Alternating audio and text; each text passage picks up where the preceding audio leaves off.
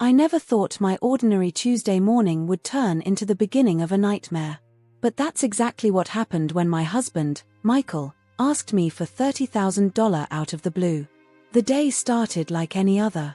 I woke up at 6:30 a.m., kissed Michael good morning, and shuffled to the kitchen to make coffee. Our modest two-bedroom house in suburban Boston was quiet, save for the gentle hum of the refrigerator and the occasional chirp of birds outside. I poured myself a cup of coffee, adding a splash of cream and 2 sugars, my usual morning ritual. As I sat at our small kitchen table, sipping my coffee and scrolling through my phone, I noticed Michael seemed off. He was pacing back and forth in our living room, his footsteps creating a steady rhythm on our creaky hardwood floors. It wasn't like him to be so restless.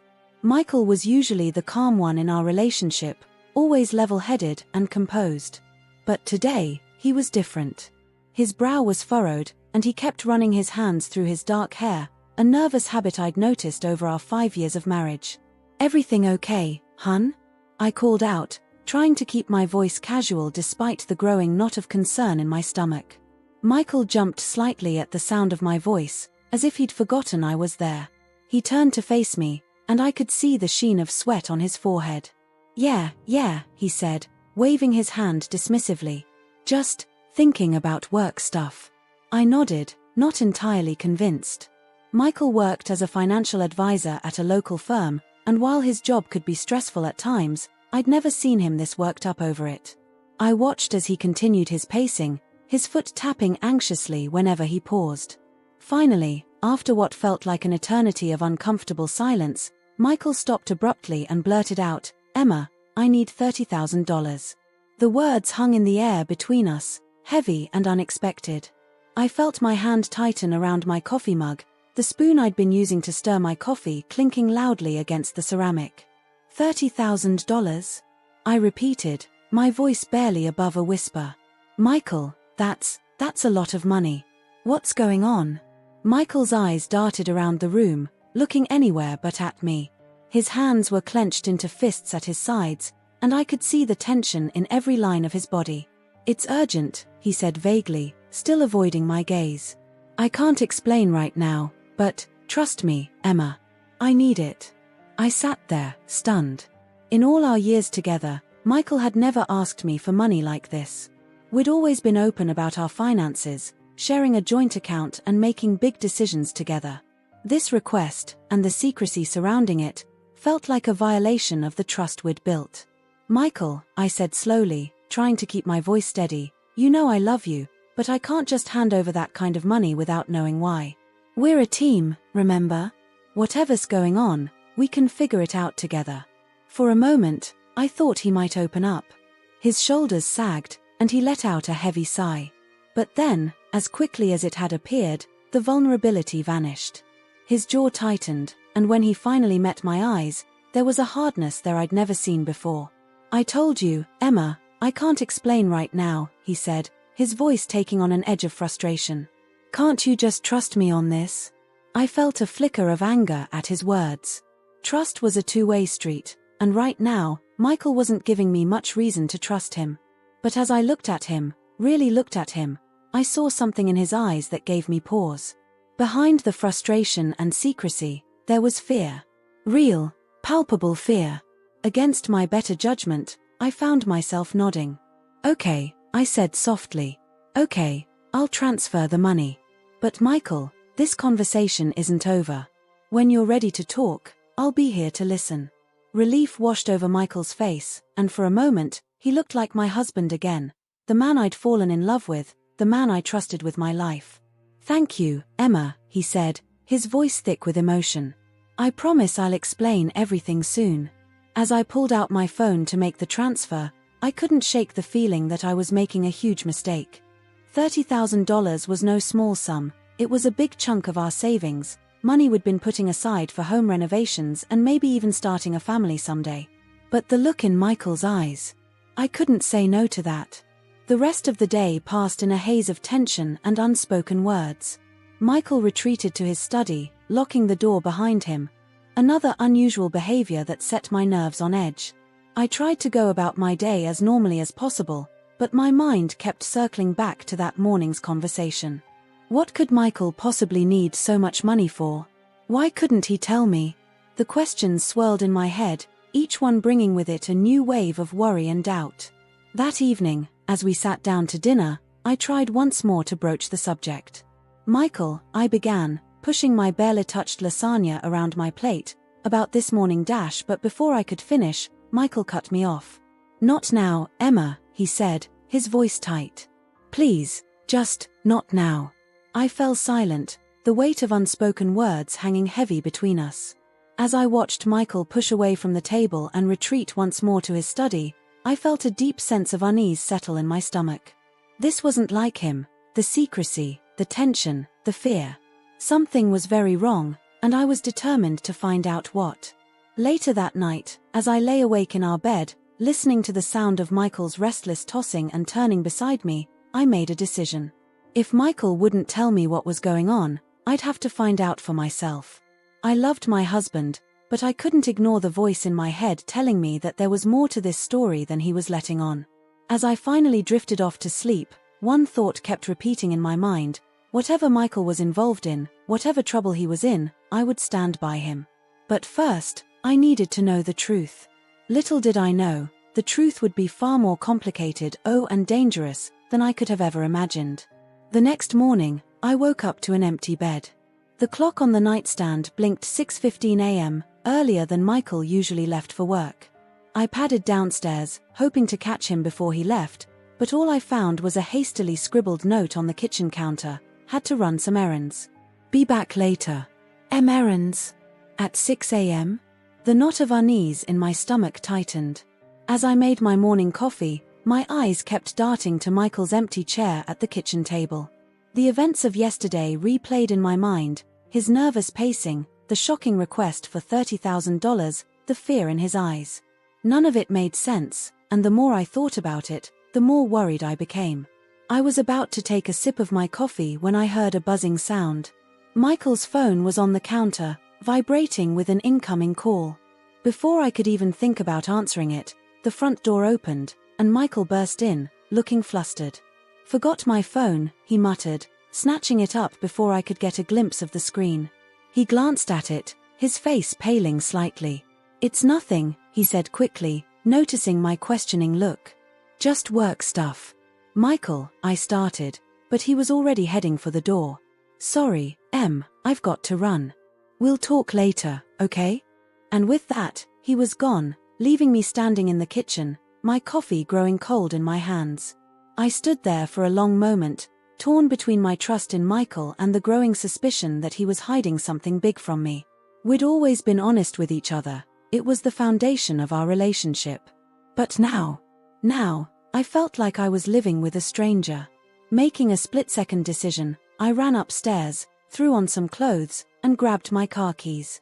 I knew following Michael wasn't the right thing to do, but I couldn't shake the feeling that if I didn't act now, I might lose him forever to whatever trouble he was in. I managed to catch sight of Michael's car just as it was turning onto Maple Street. Keeping a safe distance, I followed him through the familiar streets of our Boston suburb. The early morning traffic was light, making it easier for me to tail him without being noticed. As we drove, my mind raced with possibilities. Was he meeting someone? Was he in some kind of trouble? After about 20 minutes, Michael's car pulled into the parking lot of a high-end car dealership in downtown Boston. I parked across the street, my heart pounding. What was he doing here? I watched as Michael got out of his car and walked into the dealership. Through the large glass windows, I could see him talking to a salesman, gesturing animatedly. They walked around, looking at various cars, but seemed to keep coming back to a sleek, red sports car that must have cost a fortune. My confusion grew. Michael had always been practical when it came to cars. He drove a sensible sedan that was good on gas and easy to park in the city. This flashy sports car was so out of character for him that I wondered if I was misunderstanding what I was seeing. But then, to my utter disbelief, I saw Michael shaking hands with the salesman. They moved to a desk, where Michael started signing papers. My jaw dropped as I realized what was happening. He was buying the car. With our money. With the $30,000 he had asked me for just yesterday. I felt sick to my stomach. How could he do this? We'd been saving that money for our future, for home renovations, for starting a family. And he was blowing it all on a sports car? It didn't make any sense. I was about to get out of my car and confront him when I saw another car pull into the lot. An older woman got out, Michael's mother, Sarah. My confusion deepened. What was she doing here? I watched as Sarah approached Michael, a bright smile on her face. To my shock, Michael handed her the keys to the sports car. Sarah clapped her hands in delight, looking for all the world like a kid on Christmas morning. The pieces started to fall into place, but they formed a picture I didn't want to see. Michael had taken our savings, money we'd worked hard for, money we'd planned our future around, and used it to buy a luxury car for his mother. Without even discussing it with me, I felt a wave of emotions crash over me: anger, betrayal, confusion. This wasn't the Michael I knew. This wasn't the man I'd married. The Michael I knew would never go behind my back like this, would never make such a huge financial decision without talking to me first. As I sat there, trying to process what I'd seen, I saw Michael and Sarah hugging. They looked happy, carefree. Meanwhile, I felt like my world was crumbling around me. Everything I thought I knew about my marriage, about my husband, was suddenly in question.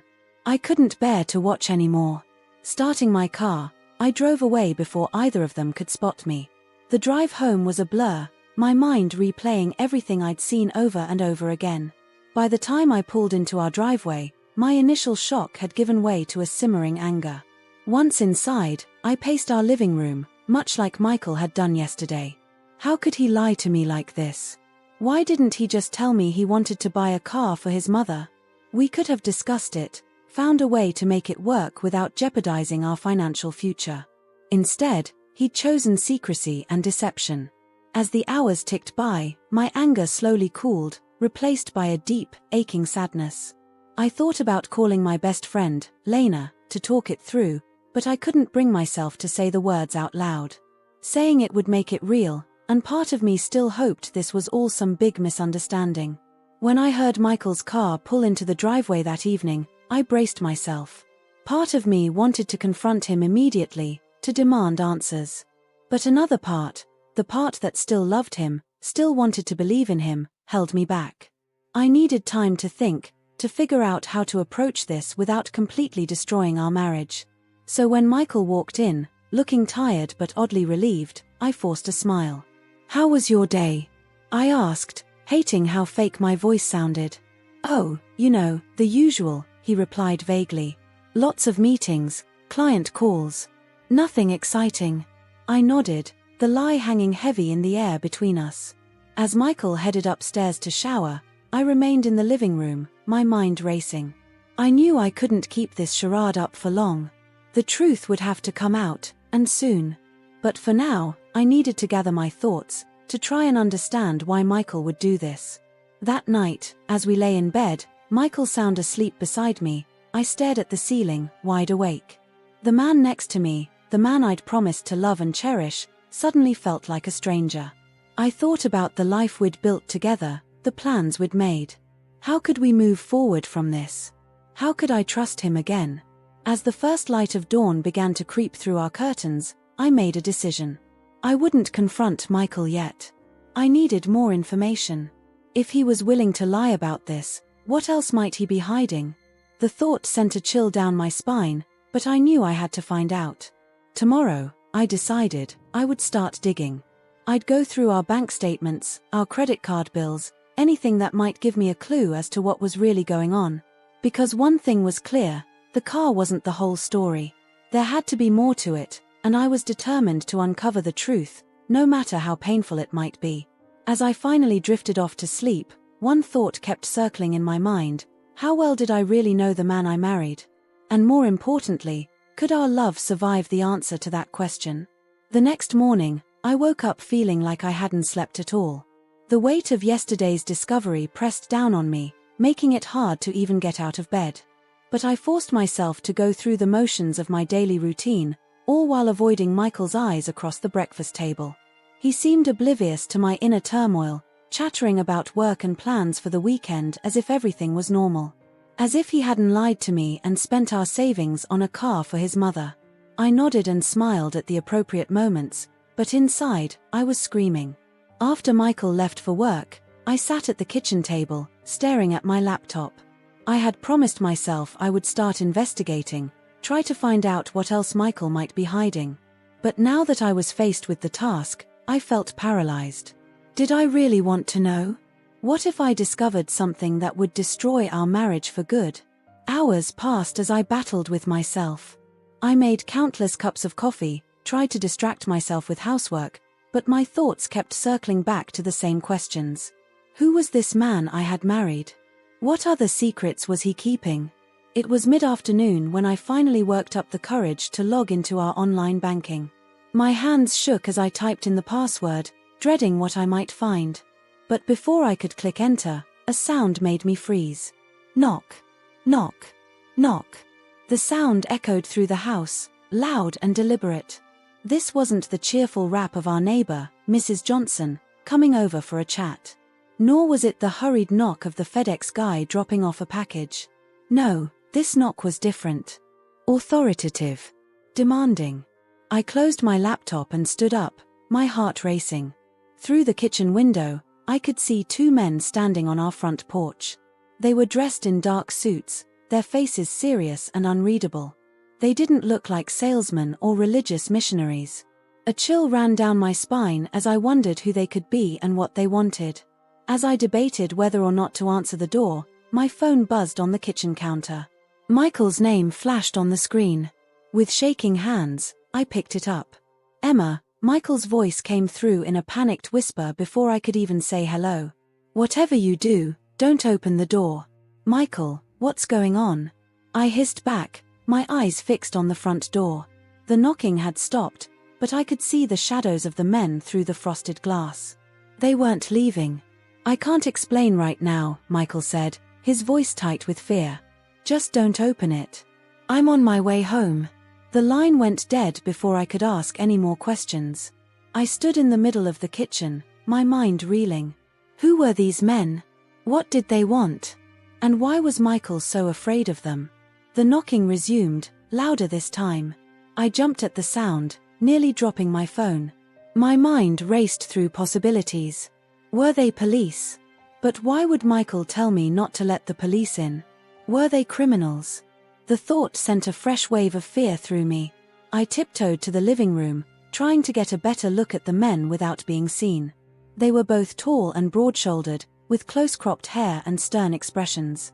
One of them was speaking into a phone, his voice too low for me to make out the words. As I watched, the other man turned and looked directly at the window where I was standing. I ducked down quickly, my heart pounding so hard I was sure they must be able to hear it. Had he seen me? Would they try to force their way in? I crawled back to the kitchen, keeping low to avoid the windows. My mind was a whirl of confusion and fear. What had Michael gotten us into? I thought about calling the police, but Michael's warning held me back. If these men were dangerous, involving the police might make things worse.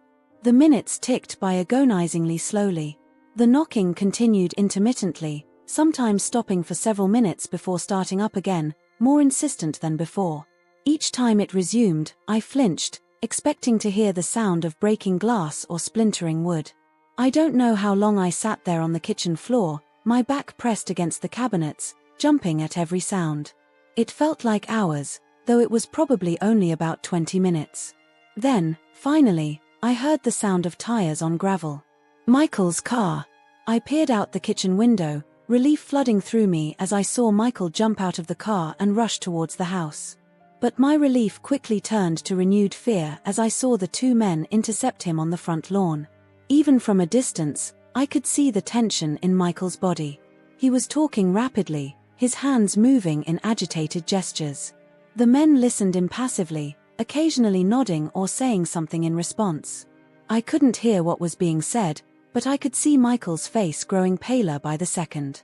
After what seemed like an eternity, the men nodded once more and turned to leave.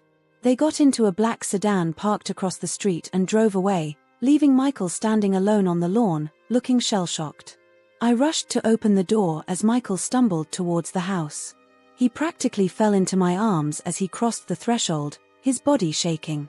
"Michael," I said, helping him to the couch, "what's going on? Who were those men?" He looked at me, his eyes filled with a mixture of fear and guilt that made my stomach churn.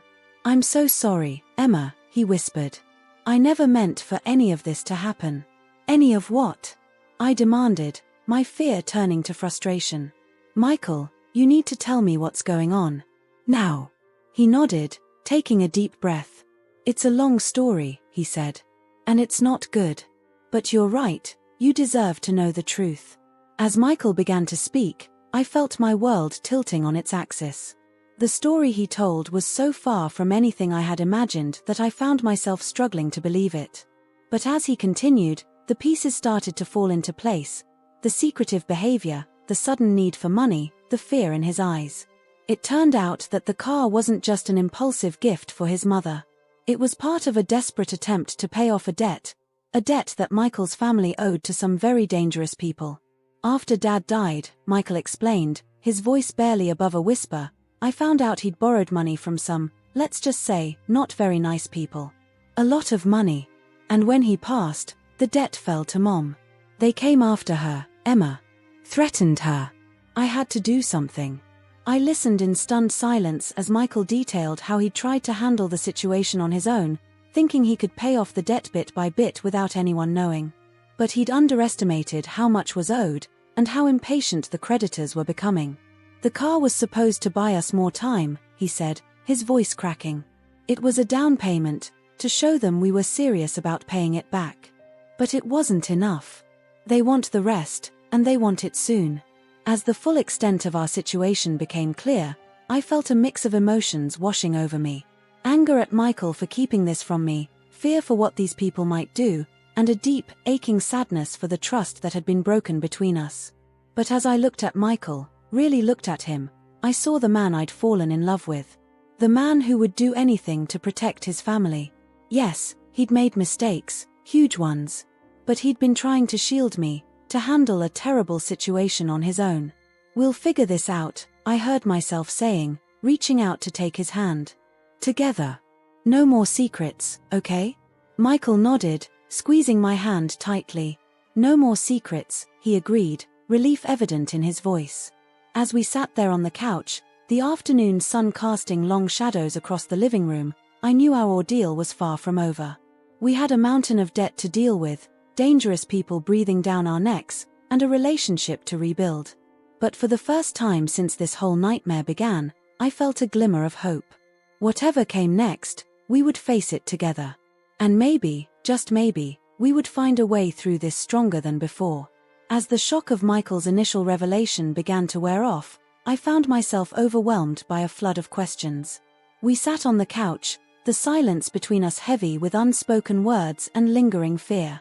Outside, the sun was setting, casting long shadows across our living room. It felt surreal, like we were actors in some bizarre crime drama rather than a normal couple in suburban Boston. "Start from the beginning," I said finally, my voice steadier than I felt. "I need to understand everything, Michael. No more half-truths or omissions." Michael nodded, running a hand through his hair, a nervous habit I'd seen more in the last few days than in our entire marriage. He took a deep breath and began to speak. "It started about a year ago, not long after Dad died," he said, his voice low and strained. "I was helping Mom sort through his papers, trying to get everything in order for the estate. That's when I found some unusual documents." As Michael spoke, I felt my world tilting further off its axis. He described finding loan agreements hidden away in his father's study, documents that revealed a side of his father he'd never known. John, my father-in-law, had always seemed like such a steady, responsible man. The idea that he'd been involved with loan sharks was almost impossible to believe. "At first, I thought it was a mistake," Michael continued. "I confronted Mom about it, but she broke down crying. She said Dad had been struggling with the business for years, trying to keep it afloat. He'd turned to these people as a last resort." I listened, my mind reeling as I tried to process this information. John's construction business had always seemed successful from the outside. We'd spent many family dinners listening to him talk about his latest projects. How had none of us seen the truth? How much? I asked, dreading the answer. Michael's face paled. Originally, about $100,000. But with their interest rates and fees. He trailed off, swallowing hard. It's more than tripled. The number hit me like a physical blow. Over $300,000. It was an astronomical sum, far more than we could hope to pay off quickly. No wonder Michael had been so desperate. Why didn't you tell me? I asked, unable to keep the hurt from my voice. We're supposed to be partners, Michael. We could have figured this out together. He looked at me, his eyes filled with a mixture of guilt and desperation. I wanted to protect you, he said softly. And I was ashamed. I thought I could handle it on my own, pay it off bit by bit without anyone knowing. But they wouldn't wait. They started threatening Mom, showing up at her house at all hours. I had to do something. As angry as I was about the lies, I could understand Michael's motivation. His father's death had hit him hard, and the idea of his mother being threatened must have been terrifying. Still, the secrecy had put us all in danger. The car, I said, the pieces finally falling into place. That's why you bought it for your mom. It wasn't just a gift. Michael nodded. It was a down payment, he explained. To show them we were serious about paying off the debt. I thought it would buy us more time, but... He trailed off, his expression grim. But it wasn't enough, I finished for him. The men who had shown up at our door earlier suddenly made a lot more sense. How much time do we have? Michael's answer sent a chill down my spine. A week. They want the rest of the money in a week, or... He couldn't finish the sentence, but he didn't need to. The threat was clear. My mind raced, trying to come up with solutions. We could sell the house, cash in our 401(k)s, maybe take out a loan from the bank. But even then, I knew it wouldn't be enough. Not in just a week. What are we going to do? I asked, hating how small and scared my voice sounded. For the first time since this nightmare began, I saw a flicker of determination in Michael's eyes. I have a plan, he said. It's risky, but it might be our only chance. As he outlined his idea, I felt a mix of hope and terror. It was dangerous, potentially illegal, and could blow up in our faces spectacularly. But as I looked at the alternative, the looming threat of violence against us and Michael's mother, I knew we had to try. Okay, I said finally, taking a deep breath. Let's do it. But Michael, we do this together. No more lone wolf stuff. We're in this as a team, or not at all. He nodded, relief evident on his face. Together, he agreed, reaching out to squeeze my hand. As we sat there, planning our next moves, I couldn't help but think about how quickly our lives had changed. Just days ago, my biggest concern had been what color to paint the guest room.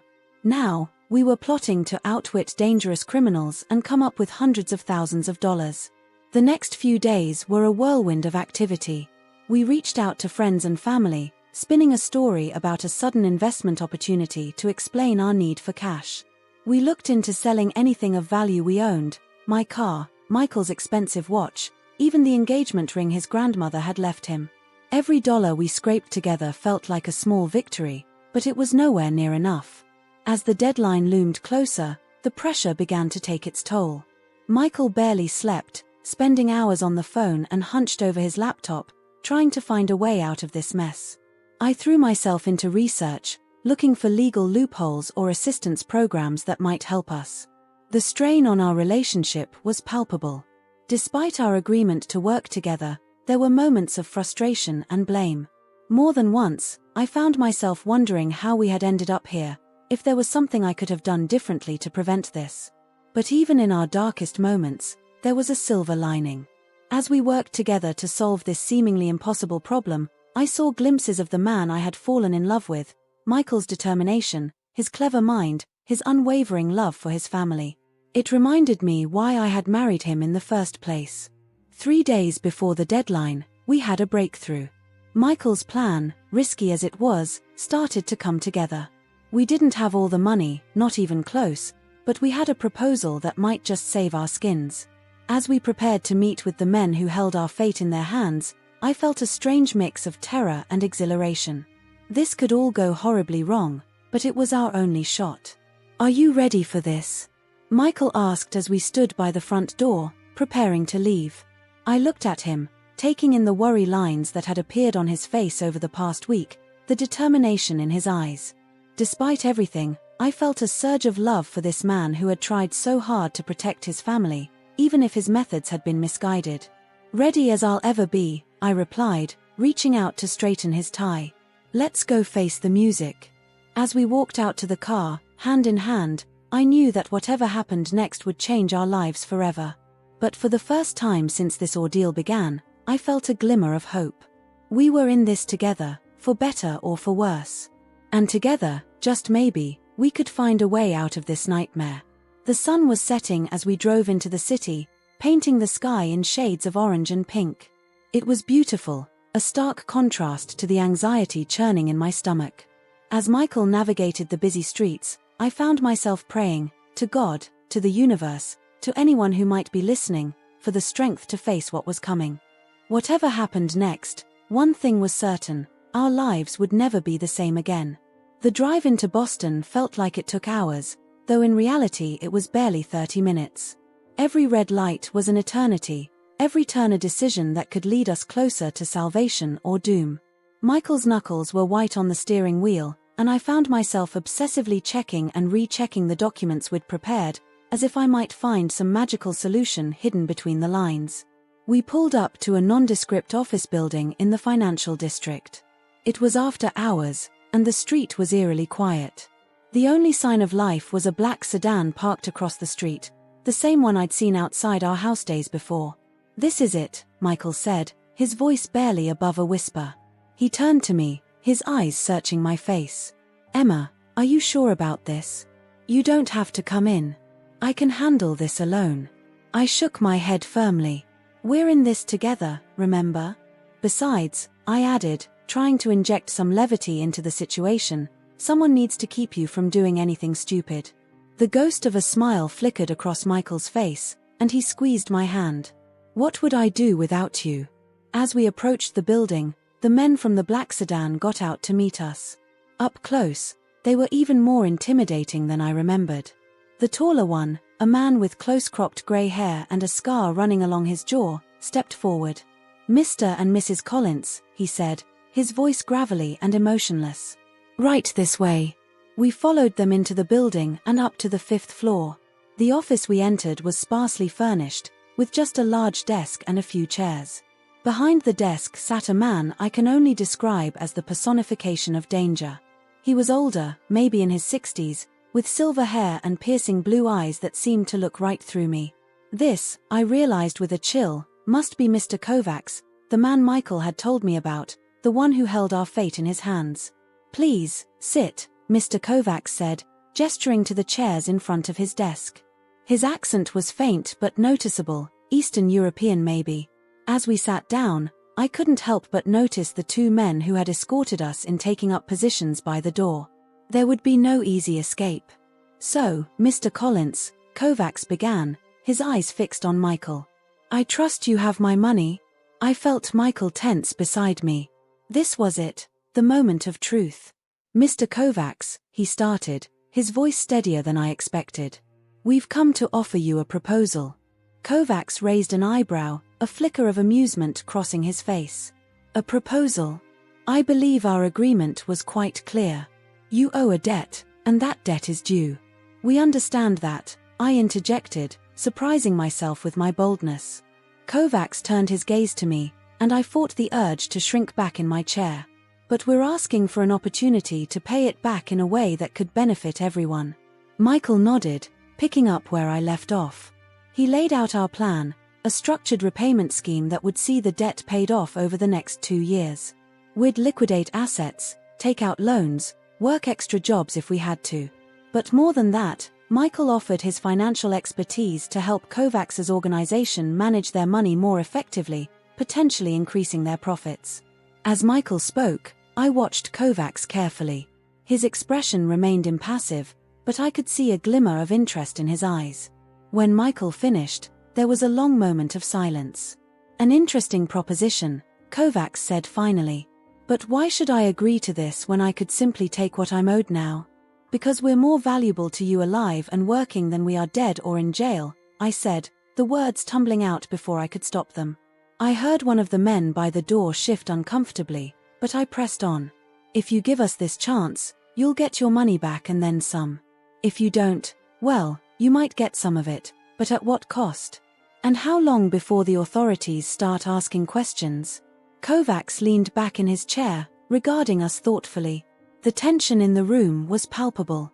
I could feel sweat trickling down my back, and Michael's leg was bouncing nervously beside me. You have courage, Mrs. Collins, I'll give you that, Kovacs said after what felt like an eternity. But courage doesn't pay debts. No, Michael agreed, but smart business does. And this is a smart business decision, Mr. Kovacs. We're offering you a guaranteed return on your investment, plus the benefit of my financial advice. You know my reputation in the industry. Think of the possibilities. Another long silence followed. I held my breath, my heart pounding so loudly I was sure everyone in the room could hear it. This was our last chance, our only hope. If Kovacs refused. Very well, Kovacs said finally. I'm willing to consider your proposal. But I'll need some assurances. What followed was the most intense negotiation of my life. We haggled over interest rates, payment schedules, and the terms of Michael's consulting work. Kovacs drove a hard bargain, demanding collateral that made my stomach churn, the deed to our house, my engagement ring, even a percentage of Michael's future earnings. Through it all, I was amazed at Michael's composure. The man sitting beside me wasn't the nervous, secretive husband of the past week. This was the Michael I knew, confident, sharp, and determined. As I watched him negotiate, I felt a renewed surge of love and admiration. Hours passed. At some point, someone brought in coffee, the rich aroma a surreal contrast to the tense atmosphere. My back ached from sitting so long, and my mind was swimming with numbers and legal terms. Finally, as the first light of dawn began to creep through the windows, we reached an agreement. It wasn't ideal, the terms were harsh, and we'd be living on a shoestring budget for the foreseeable future. But we were alive, and we had a chance. As Kovacs's lawyer drew up the paperwork, the man himself fixed us with a steely gaze. I'm taking a risk on you, he said, his voice low and threatening. Don't make me regret it. We nodded solemnly, the unspoken threat hanging heavy in the air. As we signed the documents, I felt a mix of relief and dread. We'd bought ourselves time, but at what cost? The sun was fully up by the time we left the building, the streets coming to life with early morning commuters. As we walked to our car, I felt like we were in a dream. Had that really just happened? We did it, Michael said softly, disbelief evident in his voice. I can't believe we actually did it. I nodded, too exhausted to speak. We'd won this round, but I knew our ordeal was far from over. The next 2 years would be a constant struggle, a tightrope walk with devastating consequences if we slipped. As we drove home, the events of the night replayed in my mind. I thought about the risks we'd taken, the promises we'd made. I thought about the man sitting beside me, who had been willing to risk everything to protect his family. Michael, I said as we pulled into our driveway, the familiar sight of our home both comforting and strange after the night we'd had. Promise me something. He turned to me, his face etched with fatigue but his eyes alert. Anything. No more secrets, I said firmly. Whatever happens from here on out, we face it together. No trying to handle things on your own, no matter how scary or difficult it gets. Promise me. Michael reached out, taking my hand in his. I promise, he said, his voice thick with emotion. No more secrets. We're in this together, for better or for worse. As we walked into our house, the weight of what lay ahead settled over us. The next 2 years would test us in ways we couldn't even imagine. But as I looked at Michael, I felt a glimmer of hope. We'd faced down one of the most dangerous men in Boston and come out alive. Whatever came next, we would face it side by side. The road ahead would be difficult, but for the first time in days, I allowed myself to believe that maybe, just maybe, we would make it through this stronger than ever. The weeks following our negotiation with Mr. Kovacs were a blur of activity. Our lives had been turned upside down, and now we had to adapt to our new reality. The terms of our agreement were harsh, leaving us with barely enough to cover our basic needs after making the monthly payments. But we were alive, and we had a chance to make things right. Michael threw himself into his work with a fervor I'd never seen before. He was up before dawn every day, working his regular job at the financial firm and then spending evenings and weekends on his consulting work for Kovacs. I could see the toll it was taking on him, the dark circles under his eyes, the tension in his shoulders, but he never complained. I did my part too, picking up extra shifts at the hospital where I worked as a nurse. We sold anything we could spare, my car, most of our furniture, even our TV. Every dollar counted now. It was hard, seeing our home slowly emptied of the things we'd collected over the years, but I reminded myself that they were just things. What mattered was our safety and our future. Despite the stress and exhaustion, there was a silver lining to our situation. The secrets that had threatened to tear us apart were now out in the open, and we were facing this challenge together. Our communication improved dramatically. We had to be open and honest with each other about every aspect of our finances. It wasn't always easy, but it brought us closer in a way I hadn't expected. One night, about a month into our new arrangement, I came home late from a double shift to find Michael sitting at our kitchen table, his head in his hands. For a moment, fear gripped me. Had something gone wrong? Were we in danger again? "Michael," I said softly, setting down my bag. "What's wrong?" He looked up, and I was surprised to see tears in his eyes. "I'm so sorry, Emma," he said, his voice choked with emotion. "I'm sorry for getting us into this mess, for lying to you, for everything." I sat down next to him, taking his hand in mine. "Hey, look at me," I said gently. When he met my eyes, I continued, "We're in this together, remember? Yes, you made mistakes, but you're working so hard to fix them. We both are." Michael squeezed my hand, a sad smile on his face. "I don't deserve you," he said softly. "Well, tough luck," I replied, trying to lighten the mood. "You're stuck with me." We laughed then, a release of tension that felt almost foreign after weeks of stress. As our laughter faded, Michael pulled me into a tight hug. "I love you," he whispered. "I promise, I'll make this right." And he did try, every single day. We both did. It wasn't easy. There were times when the pressure felt overwhelming, when the temptation to give up was almost too much to bear. But we pushed through, day by day, dollar by dollar. 6 months into our repayment plan, we hit our first major hurdle. I got a call from Michael's mom, Sarah, in tears. She'd been diagnosed with breast cancer and needed surgery. The medical bills would be substantial, even with insurance. We were already stretched to the limit financially. How could we possibly help? That night, Michael and I sat at our kitchen table, poring over our budget for the 100th time, trying to find money that simply wasn't there. Maybe we could ask Kovacs for an extension, Michael suggested hesitantly. The idea sent a chill down my spine. We'd been so careful to meet every payment on time, not wanting to give Kovacs any reason to renege on our deal.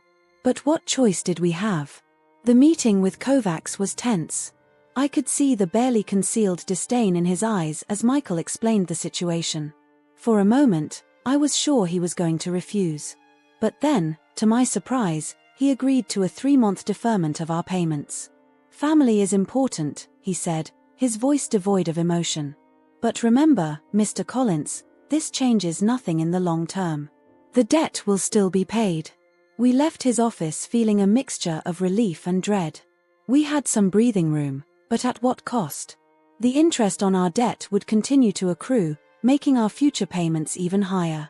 The next few months were a whirlwind of hospital visits, late nights researching treatment options, and long conversations with Sarah about her fears and hopes.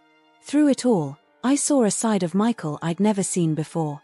He was tender and patient with his mother, fierce in his advocacy for her care, and still somehow managing to keep up with his work commitments. As challenging as this period was, it also brought us closer as a family. Sarah moved in with us during her recovery, and our small home was filled with a warmth it had been lacking. We had movie nights where we'd all squeeze onto our second-hand couch, laughing at old comedies. We had long talks over cups of tea, sharing stories and dreams we'd never voiced before. A year into our repayment plan, we received unexpected news. Michael's consulting work for Kovacs had been so successful that the man offered him a full-time position with his organization. The salary was substantial, enough to potentially pay off our debt years ahead of schedule. Michael and I spent days agonizing over the decision. On one hand, it was a chance to free ourselves from this burden sooner than we'd hoped. On the other, it meant tying ourselves even more closely to a man we knew was dangerous. In the end, we decided to take the risk.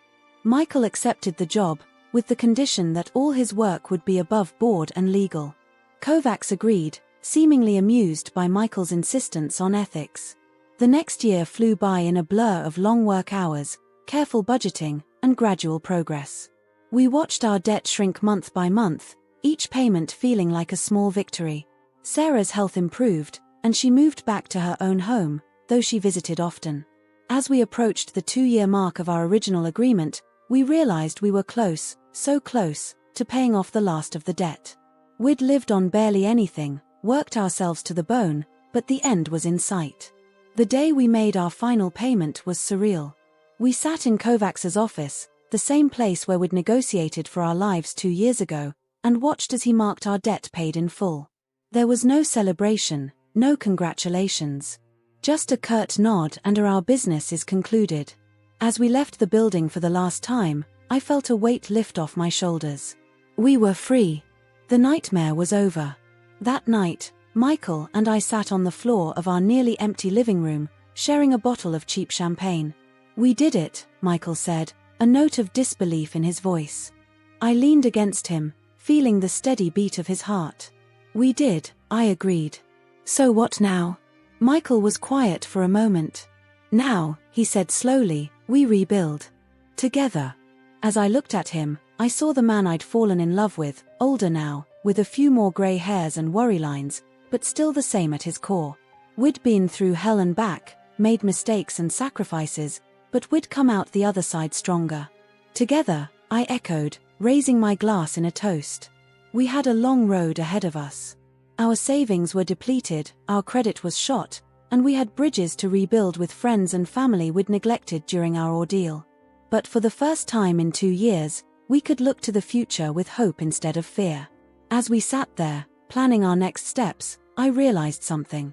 This experience, as terrible as it had been, had taught us invaluable lessons about trust, perseverance, and the true meaning of partnership. We'd faced the worst life could throw at us, and we'd survived.